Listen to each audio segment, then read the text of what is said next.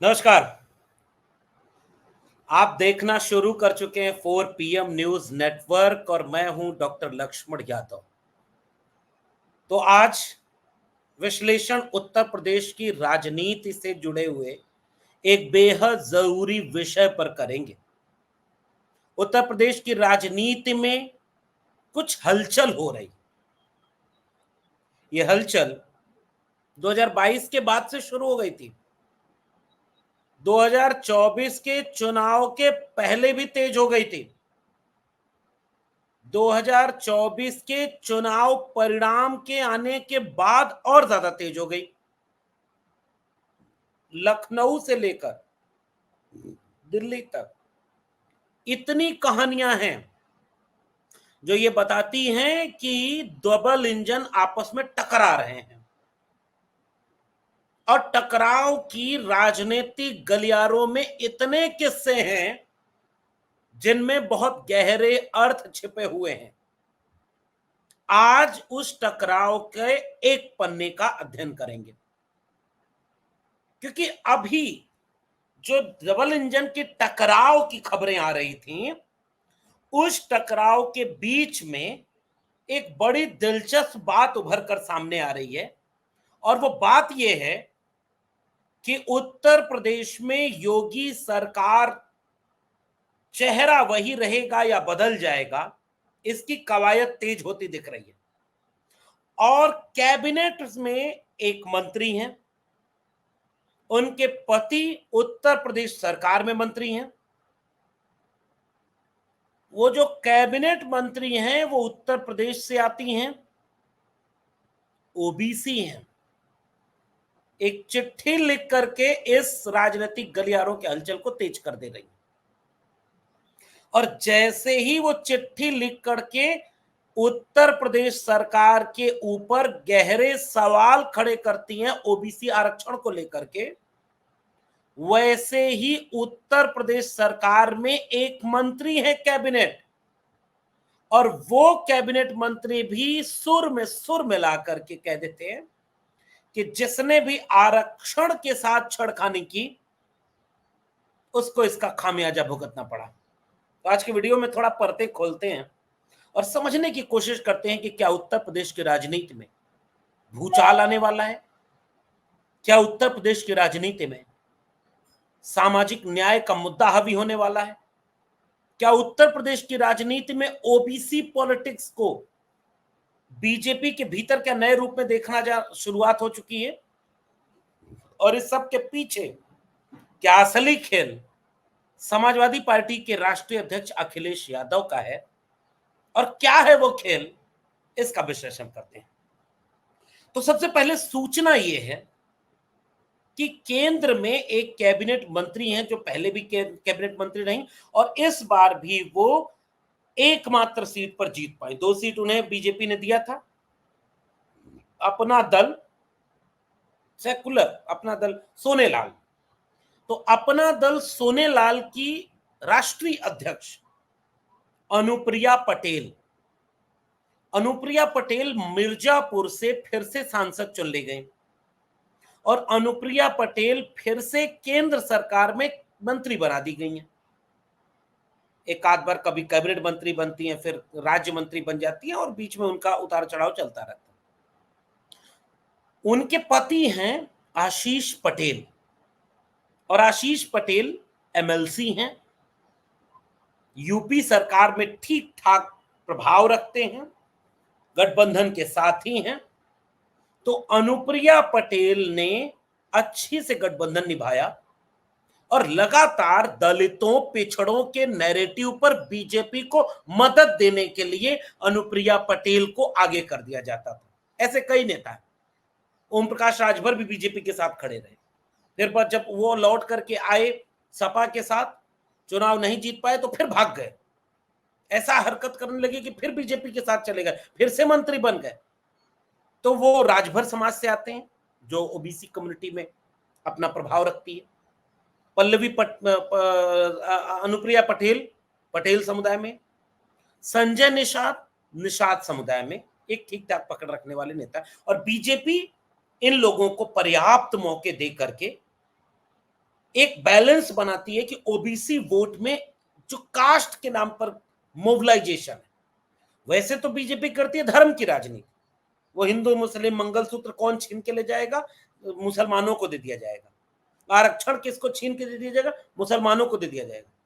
तो लगातार बीजेपी हिंदू मुसलमान करती है, लेकिन वोट उसे चाहिए ओबीसी के नाम पर कर रहे राजनीतिक गोलबंदी का भी, क्योंकि बिना ओबीसी और दलितों के वोट के बीजेपी कभी सरकार में नहीं आ सकती, ये बात बीजेपी को अच्छे से पता है।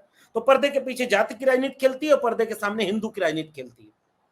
तो ये खेल में वो अनुप्रिया पटेल को, वो संजय निषाद को, वो ओम प्रकाश राजभर को और पहले के समय से केशव प्रसाद मौर्य को इस्तेमाल करती रही। तो अब ये नया खेल जो हुआ है वो उत्तर प्रदेश में जो भूचाल है, क्योंकि जब ये सब कुछ हुआ तो उन्होंने, अनुप्रिया पटेल ने एक चिट्ठी लिख दी। उस चिट्ठी में केंद्र सरकार की तारीफ की गई है आरक्षण के मुद्दे और एससी एसटी ओबीसी के सवाल को लेकर के, कि केंद्र सरकार ने तो national commission of backward classes भी बना दिया, केंद्र सरकार ने तो बहुत सारे काम कर दिए, और केंद्र सरकार आज की तारीख में बहुत कुछ ओबीसी और एससी, खासकर आरक्षण के सवाल पर बहुत कुछ अच्छा करती चली जा रही है। ठीक है, तो ये सब कुछ करने के साथ बीजेपी की यूपी सरकार वह कुछ नहीं कर रही है ओबीसी के आरक्षण की हकमारी के लिए। उन्होंने यूपी में साक्षात्कार आधारित भर्ती के रोक की बात कर दी। वो अपनी चिट्ठी में लिखती हैं कि चाहे नवोदय में भर्ती हो, चाहे एनडीए की सरकार द्वारा केंद्रीय विद्यालय में, सैनिक स्कूल में और नीट की परीक्षा में ओबीसी को रिजर्वेशन दिया, पिछड़े वर्ग और अनुसूचित जाति जनजाति से आने वाले अभ्यर्थियों को लगातार प्रोत्साहित किया, लेकिन प्रदेश में यानी उत्तर प्रदेश में इनके साथ भेदभाव किया जा रहा है। प्रदेश सरकार द्वारा आयोजित की जाने वाली सिर्फ साक्षात्कार आधारित नियुक्ति प्रक्रिया वाली विभिन्न प्रतियोगी परीक्षाओं में अन्य पिछड़े वर्ग एवं अनुसूचित जाति और जनजाति वर्ग हेतु आरक्षित पदों पर इस वर्ग के अभ्यर्थी को प्राय एनएफएस नॉट फाउंड सुटेबल करके इन वर्गों से आने वाले किसी भी अभ्यर्थी का चयन नहीं किया था। एक तो वाक्य कितना लंबा, मतलब 5 लाइन का एक वाक्य, पता नहीं कौन 6 लाइन हो गया बेसिकली। तो इस तरह से साक्षात्कार आधारित नियुक्ति प्रक्रिया वाली प्रतियोगी परीक्षाओं में एनएफएस किया जा रहा है। अन्य पिछड़े वर्ग, सोचिए, लिख रही हैं वो मुख्यमंत्री जी को और उनसे कह रही हैं आप भी सहमत होंगे, शैली देखिए, पत्र की शैली देखिए, आप भी सहमत होंगे कि अन्य पिछड़े वर्ग एवं अनुसूचित जाति जनजाति वर्ग से आने वाले अभ्यर्थी भी इन परीक्षाओं हेतु न्यूनतम अर्हता की परीक्षा अपनी योग्यता के आधार पर ही पास करते हैं और योग्यता के आधार पर ही साक्षात्कार आधारित परीक्षाओं के लिए एलिजिबल है। इसलिए एससी एसटी को बार बार एनएफएस कर देना उचित नहीं है। विनम्र अनुरोध है कि राज्य सरकार के अधीन सभी संस्थाओं द्वारा आयोजित सिर्फ साक्षात्कार आधारित नियुक्ति प्रक्रिया वाली परीक्षाओं में ओबीसी और एससी एसटी को एनएफएस की प्रक्रिया के रोक लगाई जाए। आवश्यक प्रावधान करते हुए सिर्फ साक्षात्कार आधारित नियुक्ति प्रक्रिया बंद हो और इन आरक्षित पदों को सिर्फ इन्हीं वर्गों से आने वाले अभ्यर्थियों द्वारा इनको परीक्षा के लिए बुलाया जाए। अब ये सामान्य पत्र नहीं है। इस पत्र का अगर विश्लेषण आप करेंगे तो आप पाएंगे कि इस पत्र के जरिए अनुप्रिया पटेल केंद्र सरकार की तारीफ करती हैं, लेकिन राज्य सरकार को नसीहत दे रही हैं। अगर सरकार में सब कुछ ठीक होता है तो ये नसीहत अंदर खाने मीटिंग करके या बीजेपी के एलाई पार्टनरों के साथ दे दी जाती है। बात समझ रहे हैं? अगर केंद्र सरकार और राज्य सरकार के बीच रिश्ता ठीक होता, अनुप्रिया पटेल की नीयत अच्छी होती, क्योंकि कितना आंदोलन किया अनुप्रिया पटेल ने, कितना मुहिम चलाई, कितने मुद्दों पर बोली है एससी एसटी। क्या 69,000 शिक्षक भर्ती घोटाले पर अनुप्रिया पटेल को नहीं पता था कि 69,000 शिक्षक भर्ती मामले में एससी एसटी और ओबीसी बच्चों के साथ घोर अन्याय हुआ? क्या 69,000 शिक्षक भर्ती के शिकार विद्यार्थी 650 दिन आंदोलन करने को मजबूर नहीं हुए? क्या वो अनुप्रिया पटेल के घर नहीं गए? क्या वो लाठियां नहीं खाए? क्या वो मुकदमे नहीं झेले? क्या वो जेल नहीं गए? क्या वो रोए नहीं? क्या वो भीख की तरह अपने हक को मांगते रहे? एक चिट्ठी, एक आंदोलन, एक मुहिम, एक सरकार पर दबाव अनुप्रिया पटेल ने नहीं बनाया। आप तो सरकार में शामिल हैं। आप अड़ जाते तो किसको हिम्मत है कि आपकी बात को नहीं मानता, लेकिन अब जब चिट्ठी लिखी जा रही है और केंद्र सरकार की तारीफ करते हुए लिखी जा रही है, तो क्या उनको नहीं पता कि केंद्र सरकार में लेटरल एंट्री के जरिए कितनी भर्ती हुई जिसमें ओबीसी और एससी को हक नहीं मिला? क्या अनुप्रिया पटेल जी को यह नहीं पता कि केंद्र सरकार भी आरक्षण को कैसे निजी हाथों में सब कुछ बेच करके आरक्षण को खत्म कर रही है, बाबा साहब के संविधान को बदलने की बात करती है? सोनेलाल पटेल जी जिस बाबा साहब के विरासत और मानवाधिकार नाम की विरासत से खड़े थे, आज आरएसएस और बीजेपी उसको ध्वस्त करने के लिए आमादा है। वो भारत के संविधान की विरोधी है। लेकिन बीजेपी के केंद्र की सरकार को बचाना है और उत्तर प्रदेश में मुख्यमंत्री को नसीहत देते हुए चिट्ठी लिखनी है। उत्तर प्रदेश की राजनीति के भूचाल का अंदेशा आप यहां से लगाइए। और जैसे ही ये नसीहत देते हुए उनकी बात सामने आई, तुरंत दूसरे मंत्री संजय निषाद भी हाँ में हाँ मिलाते हुए कहने लगे, आरक्षण के मामले पर जो सरकार इसको प्राइवेट प्रॉपर डील नहीं करती, उसको इसका खामियाजा भुगतना पड़ता है। और संजय निषाद भी इसके बारे में बोलने लगे और वो भी प्रदेश सरकार को ये इशारा करने लगे कि हाँ, प्रदेश सरकार में यानी योगी आदित्यनाथ की सरकार में ओबीसी और एससी के हकमारी या उनके साथ भेदभाव की परिस्थितियां बनी हुई है। और ये बात कौन कह रहा है? योगी आदित्यनाथ सरकार के सबसे बड़े समर्थक दो ओबीसी समूह के लोग। तीसरे ओम प्रकाश राजभर है, वो तो कुछ कुछ बोलते ही रहते हैं कि लगातार ये हो रहा है, वो हो रहा है। वो क्या बोल देंगे कभी पता नहीं। आजकल कम बोल रहे हैं क्योंकि उनके एक विधायक बेदीराम बहुत बड़े माफिया के आरोप उनके ऊपर लग गए कि पेपर लीक के सरगना टाइप का मामला चल रहा है मीडिया के खबरों में। तो इसका मतलब क्या उत्तर प्रदेश की राजनीति में दलितों और पिछड़ों के सवालों पर क्या भूचाल आने वाला है? और फिर इसके लिंक आप जोड़िए शपथ ग्रहण से। योगी आदित्यनाथ जाते हैं, वहां उनका बॉडी लैंग्वेज, प्रधानमंत्री नरेंद्र मोदी के सामने जो बॉडी लैंग्वेज है उसमें कितनी दिक्कत आती है। फिर योगी आदित्यनाथ तुरंत लौट के उत्तर प्रदेश आ जाते हैं और मीटिंग पे मीटिंग करने लगते हैं, जबकि दोनों डिप्टी सीएम दिल्ली ही रहते हैं। क्या इसके पहले कितनी बार दिल्ली और लखनऊ में झगड़ा ये नहीं हो चुका था कि गुजरात से एक मंत्री दिल्ली बुला करके लखनऊ भेजा गया और टहलता रहा लखनऊ में, उसको जगह वो नहीं मिली जो दिल्ली चाहती थी।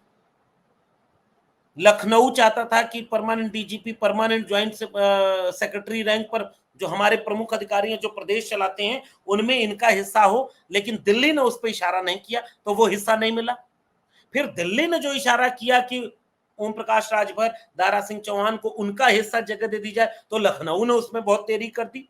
खींचतान लगी पड़ी और फिर चुनाव के ठीक बीच में ये खबर आ गई कि अगर दिल्ली में पूर्ण बहुमत की सरकार आ जाएगी तो उत्तर प्रदेश में मुख्यमंत्री बदल दिया जाएगा, जैसे मनोहर लाल खट्टर, जैसे शिवराज सिंह चौहान। और फिर क्या था, उत्तर प्रदेश के मुख्यमंत्री ने मसीहाओं को माफिया कह करके जो जो करवाया और माफियाओं को मसीहा बना दिया है। हर जिले में अपने मसीहा तैयार कर दिए। उसने भी अपना खेल शुरू कर दिया।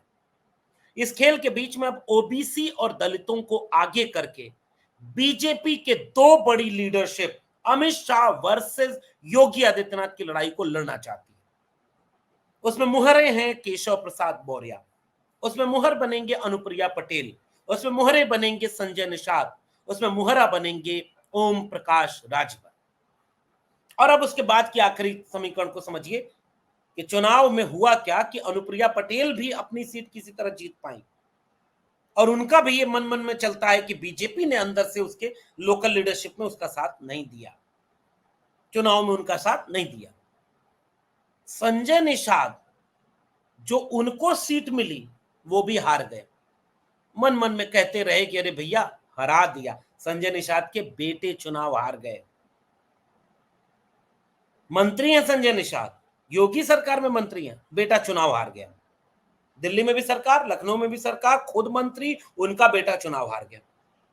ओम प्रकाश राजभर, बाप रे, जैसे लग रहा है पूरे उत्तर प्रदेश की राजनीति के ट्रांसफार्मर वही हैं। बड़े नेता हैं, सम्मानित नेता है। मैं इन सारे नेताओं का हमेशा एक सम्मान रखता हूं, याद रखिएगा। चाहे अनुप्रिया पटेल हो, चाहे संजय निषाद हो, चाहे ओम प्रकाश राजभर हो, चाहे दारा सिंह चौहान हो, क्योंकि ये लोग सामाजिक न्याय की राजनीति की जमीन से एक शाखाएं जो निकली, बीज से वृक्ष बने हैं। ये सामान्य संघर्ष नहीं किया है ओम प्रकाश राजभर ने, दारा सिंह चौहान ने, संजय निषाद ने, अनुप्रिया पटेल, बहुत संघर्ष कर, अनुप्रिया पटेल के हिस्से का संघर्ष तो चलिए सोनीलाल पटेल जी ने किया, लेकिन इनका सम्मान हमेशा रहेगा क्योंकि इनकी राजनीति बहुत महत्वपूर्ण। बार बार कोई नहीं बनता ओम प्रकाश राजभर और संजय निषाद नहीं बन पाए, लेकिन इन्होंने अपना कद जो घटाया वो सत्ता पाने के लिए बीजेपी के पास चले गए। इसलिए बीजेपी अब केवल जैसे लगता है इस्तेमाल कर रही है बार बार। इन सबके बेटे चुनाव हार गए, और जब वो खुद चुनाव हार गए और बीजेपी के लोगों ने अंदर अंदर उनके साथ खेल किया, तो अब ये सारे लोग तैयार हैं कि अब वो लखनऊ के साथ खेल करेंगे। इसलिए संजय निषाद, अब देखिए ना, बेदीराम, क्या उत्तर प्रदेश में और कोई पेपर लीक का माफिया सरगना नहीं था? फंसा कौन, आरोपी कौन बना? बेदीराम, ओम प्रकाश राजभर की पार्टी के सबसे प्रमुख विधायक भाग रहे हैं, फरार हैं, कब गिरफ्तार हो कब ना हो। नीट के पेपर लीक के सबसे बड़े सरगना के रूप में उनका नाम आ गया। क्या उत्तर प्रदेश में और कोई घोटाला नहीं हुआ? क्या योगी आदित्यनाथ के चहते लोग किसी भी चीज में घोटाले में नहीं आए? लेकिन घोटाले में कौन आया? ओम प्रकाश राजभर की पार्टी के लोग। चुनाव कौन हारा? अनुप्रिया पटेल एक सीट पर किसी तरह चुनाव जीती और दूसरी सीट पर उनका कैंडिडेट हार गया। संजय निषाद और ओम प्रकाश राजभर दोनों के बेटे हार गए। अब दोनों दिल्ली के साथ मिलकर के लखनऊ में खेल करने को तैयार है, दोनों तीनों चारों सब मिलकर। और बीजेपी के लिए ओबीसी और एससी की पॉलिटिक्स इतनी ही है, इन चिट्ठियों के इतने ही मतलब हैं कि लखनऊ में कुर्सी बदल जाए, वरना 69,000 शिक्षक भर्ती मामला, वरना संविधान विरोधी बयान, वरना सामाजिक न्याय के खात्मे की बात, इन सब पर भी इन मंत्रियों का अंतरात्मा जागती। और आखिरी समीकरण उत्तर प्रदेश की राजनीति को बदलने का है। समाजवादी पार्टी के नेता अखिलेश यादव का पीडीए क्रांति का आगाज। और जैसे ये पीडीए क्रांति आई है, इसने बीजेपी की सो कॉल्ड, जैसे अमित शाह जब जातियों को जोड़ते थे तो उनको कहा जाता था चाणक्य हैं, क्योंकि वो जातियों को जोड़े तो सोशल इंजीनियरिंग, और अखिलेश यादव जब जातियों को जोड़े तो वो जातिवाद बढ़ जाता है। बीजेपी और उसकी मीडिया यही कहती है। सोशल जस्टिस की हाल के दिनों की सबसे बड़ी क्रांति का नाम है पीडीए। उस पीडीए में वंचित, शोषित, पिछड़े, अति पिछड़े, दलित और गरीब, कमजोर, हाशिए पर ढकेल दिए गए लोगों को हिस्सेदारी मिली, टिकट मिला, संविधान बचाने का नारा मिला, पीडीए के नाम पे हक अधिकार की बात मिली। डॉक्टर अंबेडकर, डॉक्टर लोहिया के विचारधारा के साथ समाजवादी पार्टी एक नए तेवर में सामाजिक न्याय की पार्टी बन गई और 37 सीटें जीत गई। 43 सीटों पर बीजेपी को यूपी में हरा दिया।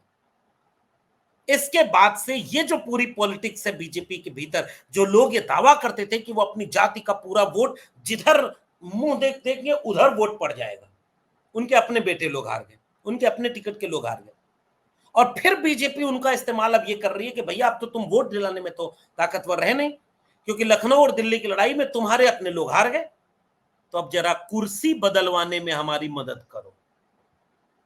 अब इनको मदद करनी पड़ेगी, इसलिए अब उनको आरक्षण की याद आएगी, दलितों पिछड़ों के अन्याय अत्याचार की याद आएगी। और अगर ये याद आई तो इस पर तो योगी आदित्यनाथ घिर जाएंगे, और अगर इस पर घिर जाएंगे तो दिल्ली कामयाब होने वाली है। और इसलिए उत्तर प्रदेश की राजनीति में आने वाले दिनों में कोई बड़ा भूचाल आने वाला है। उसकी आहट लखनऊ से लेकर दिल्ली तक अब सुनाई देने लगी। आपको भी सुनाई दे रही हो तो नीचे कमेंट बॉक्स में जरूर बताइएगा। आगे कुछ होता है तो उसके विश्लेषण के साथ आप तक हाजिर होंगे। तब तक के लिए बहुत बहुत धन्यवाद।